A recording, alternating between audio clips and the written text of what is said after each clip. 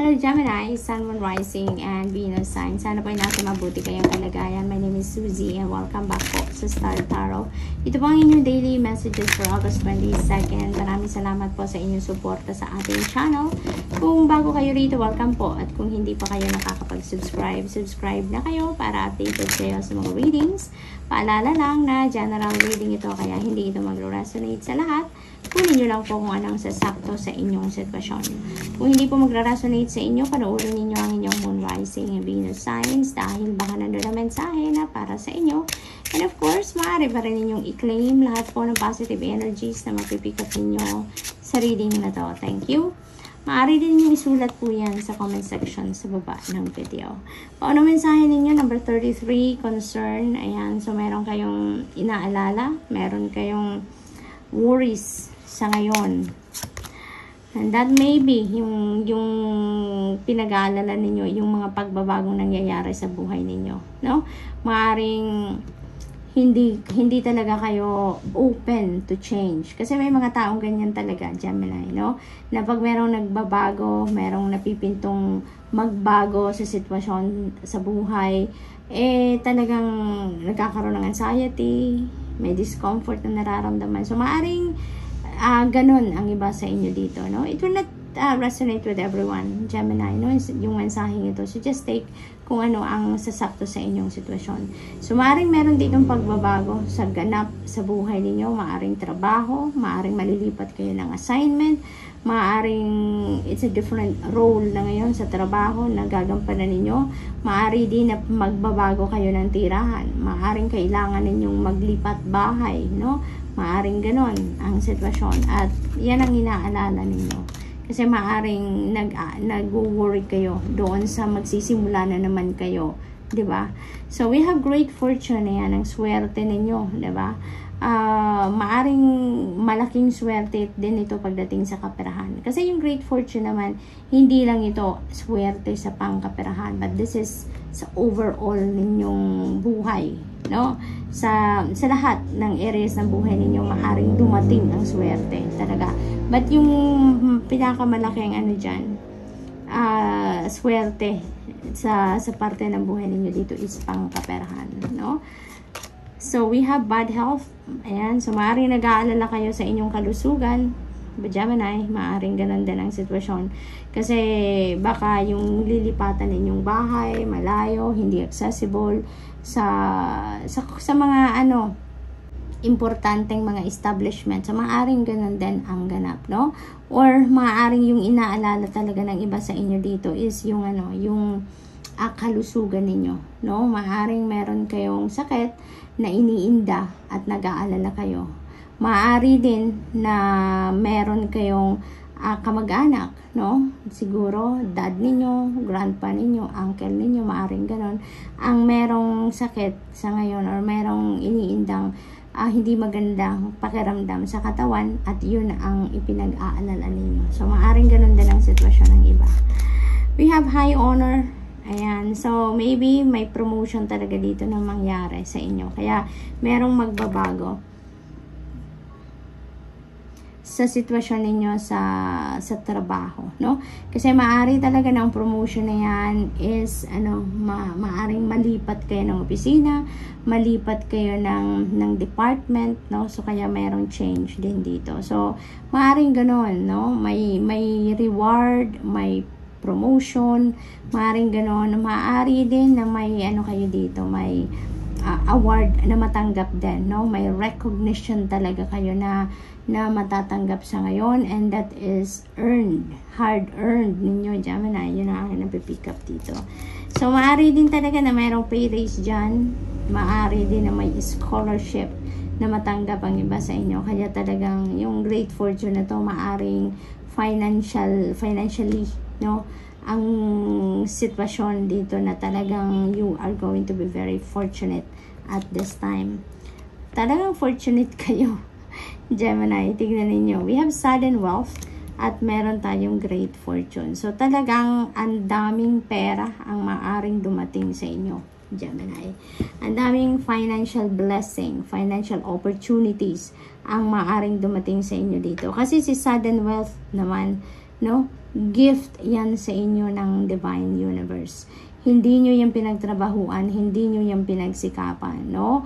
Kung ano man yung financial reward na matatanggap ninyo dito dahil sa recognition, sa award na matatanggap ninyo, that is different, no? Ito, pinagtrabahuan ninyo. Pero ito, hindi. Talagang regalo yan sa'yo.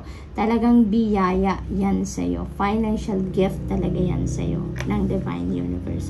So, maaaring may taong magregalo sa inyo dito ng malaking kaperahan. Maaaring may magpamana. Maaring ganon. Maari din na panalo to sa lottery, no? Maaring malaking panalo yan. Maaring panalo din yan sa kahit anumang game of chance. At tingnan ninyo, great fortune and sudden wealth pagkasama. Ay nako, bonggang-bongga. Parang nanalo na din talaga kayo dyan sa jackpot, no? Message. Ayan. So, maaaring yung message na to is regarding this bad health, no? So, maari talaga din na ang iba sa inyo, may kamag-anak kayo na nabalitaan ninyo, no, na merong iniindang sakit. So, maaring ganun ang sitwasyon. We have imprisonment. Ayan. So, maaring ang iba sa inyo dito, feeling ninyo wala kayong freedom, wala kayong kalayaan, wala kayong liberty na maging kayo or gawin ninyo ang mga bagay na gusto ninyong gawin. Kaya, ang gagawin ninyo dito, parang you're going to break away from that situation. Kasi maaring sa relationship yan, maaring ganon. Or maaari din na ang iba sa inyo nakatira pa rin sa mga magulang ninyo o nakatira sa mga in-laws ninyo at feeling ninyo kontrolado kayo, no? Feeling ninyo wala kayong kalayaang gawin ang gusto ninyong gawin or yung maging kayo, no? Kaya siguro may change dito ng place of residence, maglilipat bahay kasi maaaring gugustuhin nyo na bumukod na, maaaring ganoon para magkaroon na kayo ng kalayaan, no?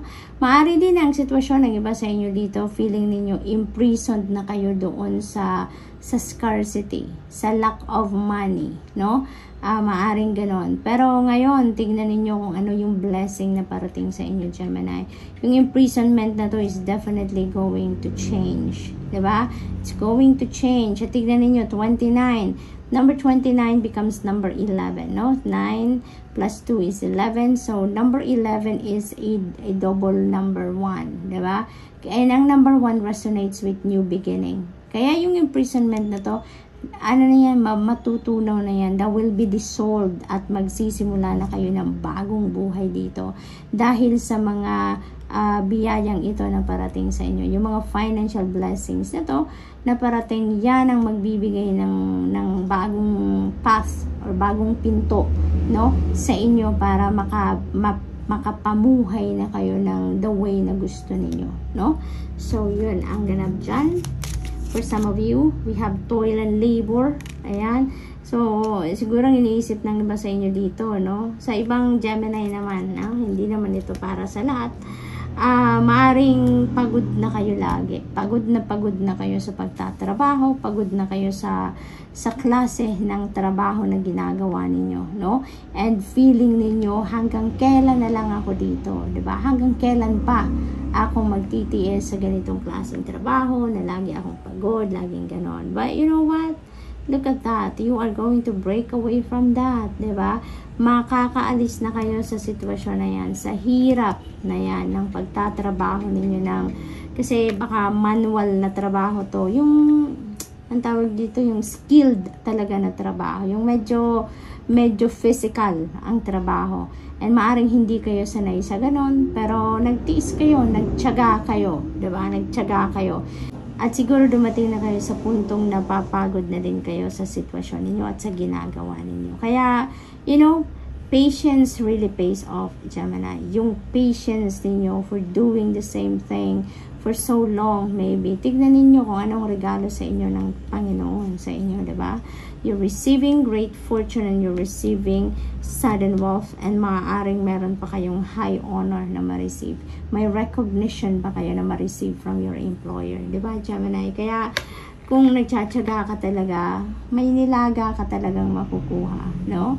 So, good luck to that, and that's all I have for you for today. I hope nakatulong ang mga mensaheng ito in some way.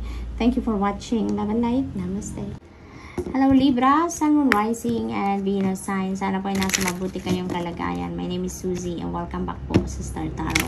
Ito po ang inyong daily messages for August 22nd at maraming salamat po sa inyong suporta sa ating channel. Kung bago kayo rito, welcome po, at kung hindi pa kayo nakakapag-subscribe, subscribe na po kayo para updated kayo sa mga readings. Paalala lang na general reading ito, kaya hindi ito mag-resonate sa lahat. Kunin nyo lang kung ano ang sasakto sa inyong sitwasyon. Kung hindi po mag-resonate sa inyo, panoorin ninyo ang inyong Moon, Rising, Venus signs dahil baka nandun na mensahe na para sa inyo. And of course, maaari rin ninyong i-claim lahat po ng positive energies na mapipick up ninyo sa reading na to. Maaari din na isulat ninyo yan sa comment section sa baba ng video. Thank you. So Libra, we have number 5, mature man. Ayan, you are dealing with a mature man. Maaari yung mature man na yan ay manliligaw ninyo, asawa ninyo, boss ninyo, dad ninyo, maaring ganon, no? It could be anyone that you are dealing with, no? Mature man. Lovers, ayan, so maaring link talaga ito sa inyong love and romantic relationship. So maaring karelasyon nyo talaga to, si mature man. Maaring boyfriend ninyo or asawa ninyo, no? Libra? Maaaring may mga pinag-uusapan kayong mahalaga dito about your relationship itself. Maaaring magpapakasal na ang iba sa inyo dito, no? Maaaring may mga wedding plans, no? Marriage talks, no? Ang mga nagaganap dito, and maybe yan ang importante din ninyong pagdedesisyonan at pinag-uusapan, no? Yung usapan na yan, ano, between you and that person may involve travel. Maaring si mature man ay hindi ninyo kasama sa ngayon. Maaring siya ay nasa ibang lugar. Maaring siya ay nasa abroad, or maaring ikaw ang nasa abroad at nandito si mature man. Maaring ganon. Kaya meron travel dito. Kasi parang you are invited, no, by this person, na mas magandang mag-usap kayo, magplano kayo na magkasama, no, face to face. Maaring ganon ang travel na yan. And may mga expectations si Libra dito towards this mature man, no? Maaring nag-iisip kayo dito na talagang yung ano, ini-envision siguro ninyo talaga na maging magkasama kayo for life nito, na mature man. Maaring ganon. Yung parang sigurong nagdi-daydreaming kayo, Libra, no? For some of you, hindi ito mag-resonate sa lahat, ha, Libra. Kaya kunin nyo lang po kung anong sasakto sa inyong sitwasyon. Maaring nagdi-daydreaming ang iba sa inyo dito, Libra, na kasama ninyo si mature man forever, sa ganitong lugar, no? Yung mga ganon ba? So, may mga plans talaga kayo with this person. Poverty, ayan, so maaring related ito sa relationship, maaring linked din talaga ito sa pangkaperahan, no? Maaring ang iba naman sa inyo dito, may sitwasyon sa inyong karelasyon, maaring sa person ninyo, maaring with this mature man, kaya siguro kailangan ninyong magkita, no? Mag-uusap kayo ng masinsinan dito, kasi maaring ang nararamdaman ninyo dito, parang kulang na siguro yung affection na nararamdaman ninyo with this person, with your person, no?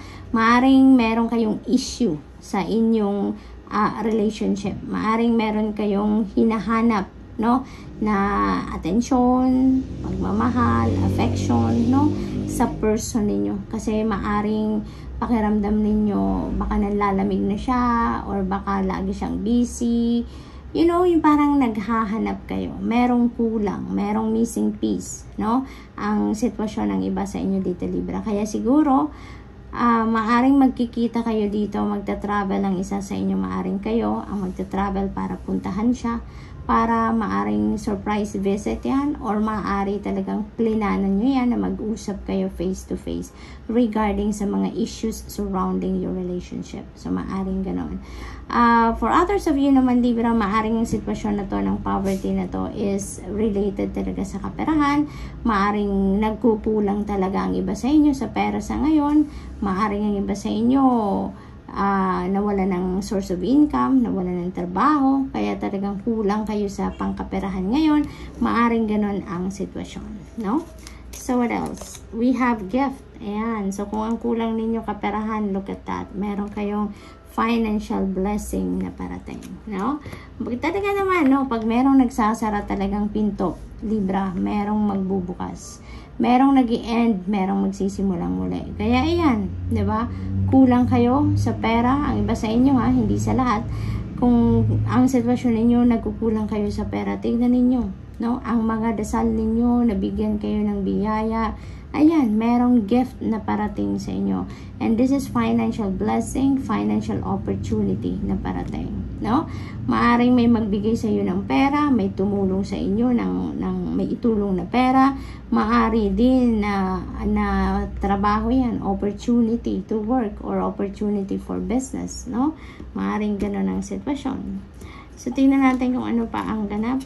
We have marriage. Ayan. So, tulad ng mention ko kanina, yung pinakaunang mensahe na mga na-receive ko, isang iba sa inyo may pinag-uusapang kasal, no? May expectation kayo na mag-asawa kayo, magpapakasal kayo, and maybe, no? Talagang meron ikakasal dito for some of you. May naririnig akong kasalan in June next year. So, maaaring yung preparations ng wedding na to is nangyayari na sa ngayon, pinag-uusapan na sa ngayon, no? Para sa next year. Ayan. So, what else?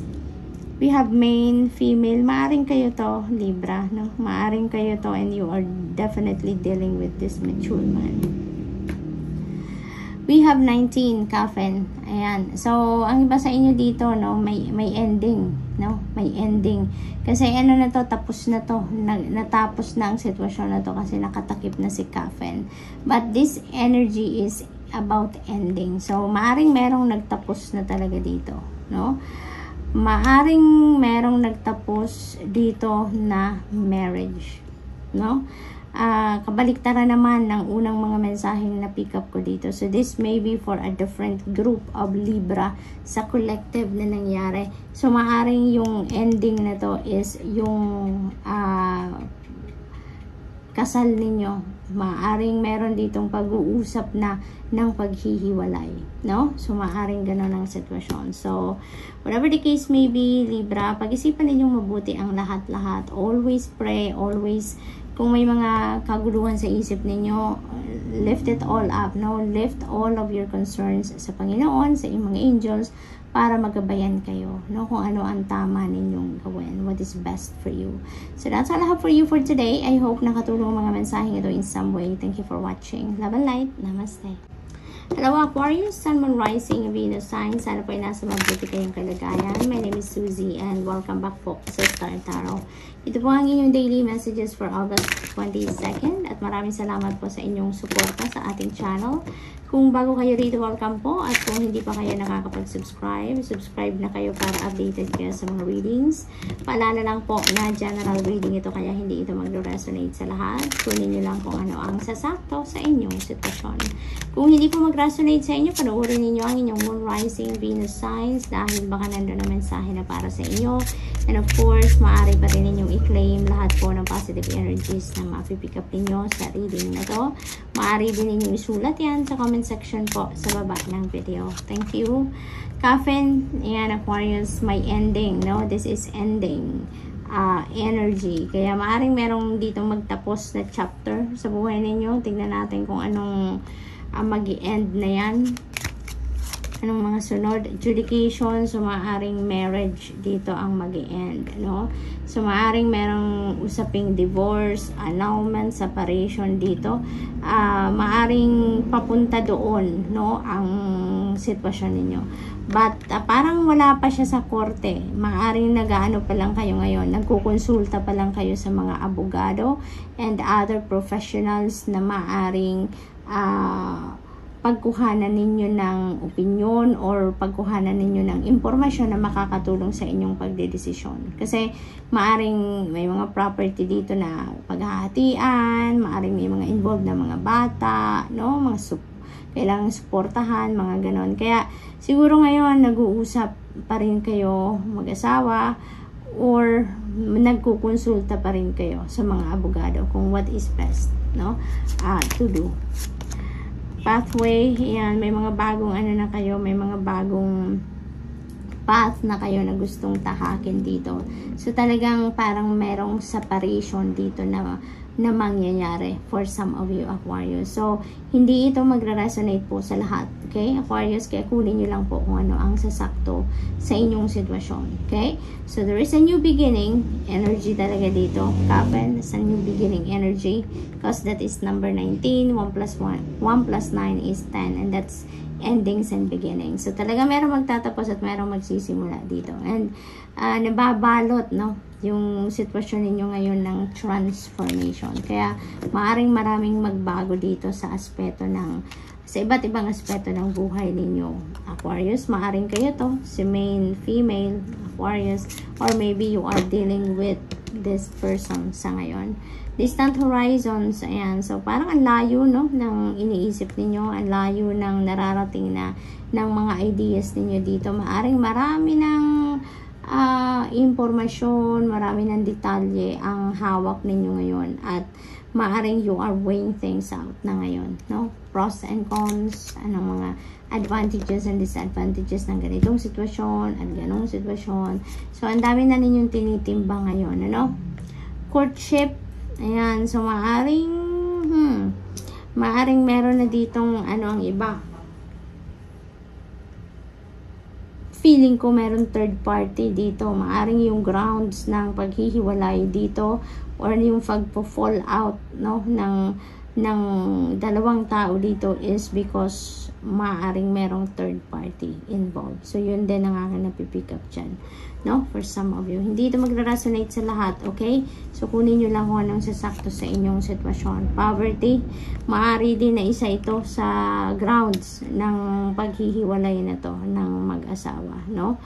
Kasi maaring pagdating sa relationship ninyo, maaari din na ang iba nakakaramdam ng hindi na kayo mahal ng person ninyo, or maaaring kulang na yung attention, yung affection, yung pagmamahal na nakukuha ninyo, or yung nararamdaman ninyo from your person. So maaaring ganun ang sitwasyon, or maaari din ang pagmumulan, or ang pinaka-rason din, or isa sa mga rason ng paghihiwalay na to is pangkaperahan. Maaring hindi na nasusuportahan ng person ninyo ang needs ng pamilya, no? Maaring kulang talaga sa pera. Maaring pera ang problema, no?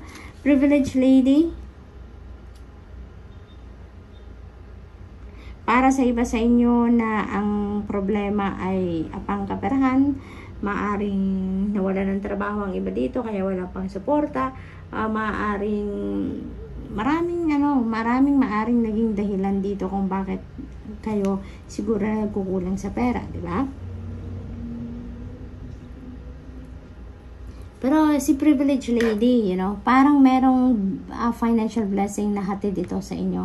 Because this is the energy of prosperity and abundance, Aquarius.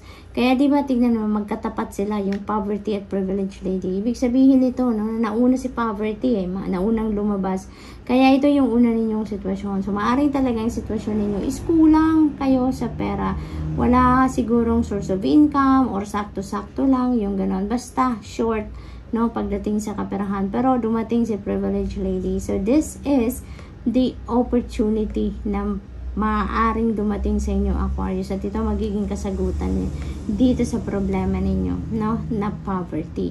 Kasi this is an abundant and prosperous energy. So definitely may hatid ito na pagkakataon sa inyo para matapatan kung ano man ang pagkukulang ninyo sa kaperahan. Magkakaroon kayo dito ng financial opportunity para magkaroon kayo ng financial abundance, na magkaroon kayo dito ng financial freedom, mapunuan ninyo ang mga pangangailangan ninyo pagdating sa finances, no? So meron dito opportunity, maaring may tumulong sa inyo, may magbigay sa inyo ng pera, maaring may mag-offer sa inyo ng trabaho, racket, unexpected income, no, a business opportunity, maaring mga ganong sitwasyon ang maaaring dumating na tulong sa inyo. We have false person. Ayan, mag-ingat kayo sa taong ito, no? Kasi mapanloko ang taong ito. So, maaaring ano kayo dito, lokohin kayo ng taong ito, madagdagan pa ang kung ano man ang pinoproblema ninyo. So, mag-ingat sa mga taong, low vibration people, Aquarius. Talasan ninyo dito ang inyong radar, okay? Talasan ninyong radar kasi baka mabalitaan dito na meron kayong pera, may dumating na swerte sa inyo, may dumating na regalo, malaking amount. So, maaring mabantayan kayo ng taong ito. Kasi, who knows, maaring kakilala nyo lang din ito at ma-scam kayo, diba? Kaya, mag-ingat, presence of mind, at laging nagdadasal for safety and protection. Okay, Aquarius? So, that's all I have for you for today. I hope nakatulong ang mga mensaheng ito in some way. Thank you for watching. Love and light. Namaste.